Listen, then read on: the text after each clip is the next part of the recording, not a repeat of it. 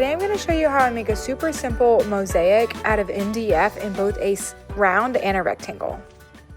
For the backer on these, I almost always use 1/2-inch birch plywood. I have tried to use other materials, thinner materials before, and I find that they warp, especially as you go larger. Something small like this, you could probably afford to do a maybe 3/8 or 1/4 MDF, but for the most part, I like to just stick to that 1/2-inch birch backer. And then I also don't have anything to worry about when it comes to the hanger or the screw from the hanger coming through the front of it. I went ahead and cut the circle first here using my circle jig and my router to get my initial circle that I'm going to lay the pattern out on. See me here laying out the 4 quadrants. That way I have straight lines. I know where my 45-degree angles are in the sitter, and I'm able to go ahead and place my pattern on those, hoping, crossing our fingers that if I do everything right, then all of my angles should line up. For this one here, I did cut my MDF slats on the laser. If you have access to that, I feel like that's so much easier for the MDF itself.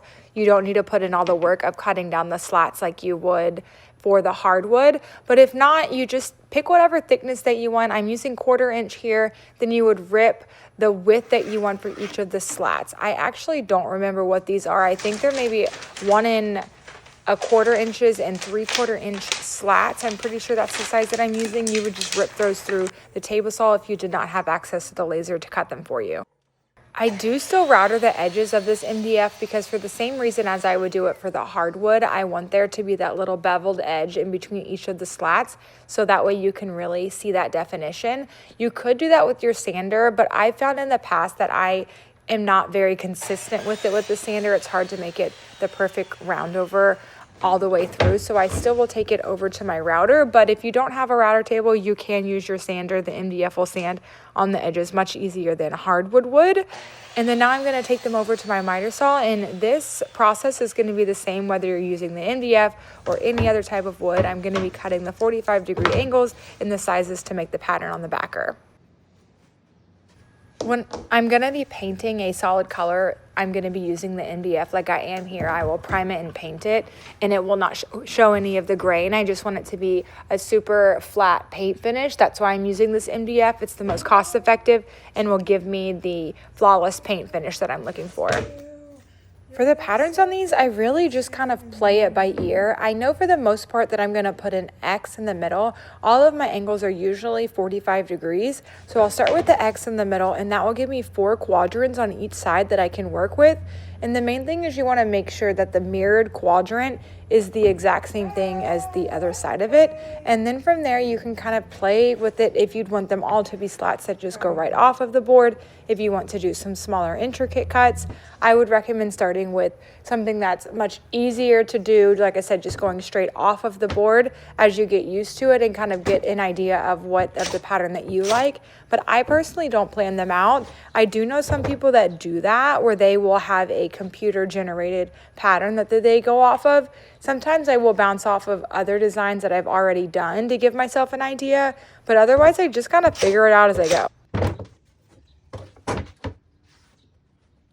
The most important part of any mosaic is these first 4 pieces. You want to make sure that you have those 45-degree angles down solid, not just in the center there, but also throughout the whole design all the way down. If not, when you go to glue up your pattern inside of that little quadrant, your angles will be off and they won't fit perfectly snug. So it's important to take some extra time here with these first 4 pieces, and then from there, you don't have to be quite as intricate and obsessed with it being perfect. I use my favorite Titebond wood glue here, the green one, and I tack it down with some pin nails to help hold it while that wood glue really sets into place.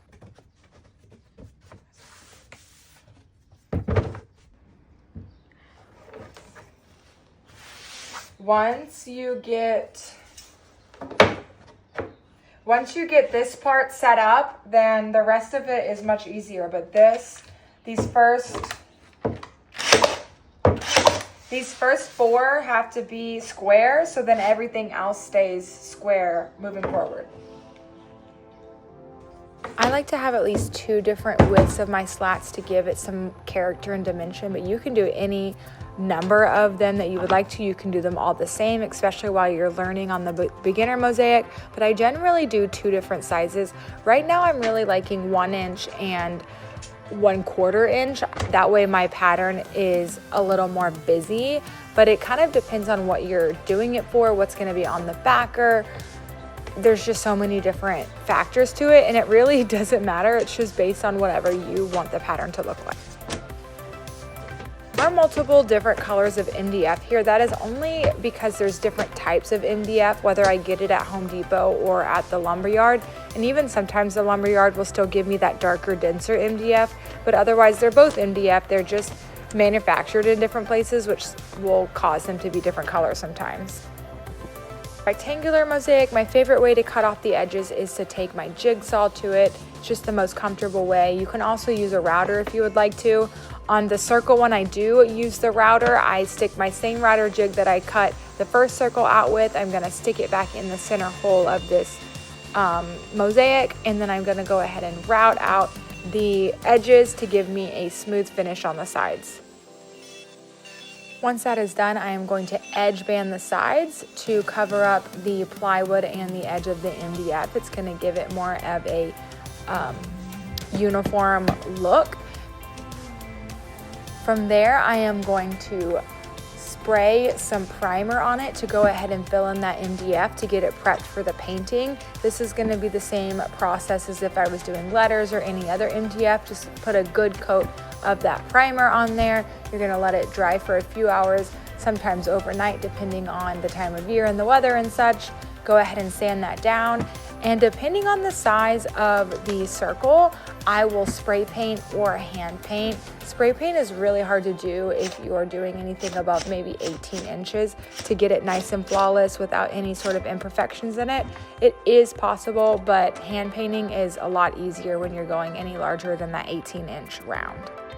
This is a great beginner way if you're wanting to get into mosaics and kind of get your feet wet to try out different patterns and different things without going to just like massive signs, but it'll get you comfortable with working with the miter saw, get you comfortable with making the pattern and such. So I highly recommend it. Let me know if you try any, and I cannot wait to see what you create. Thank you so much for watching.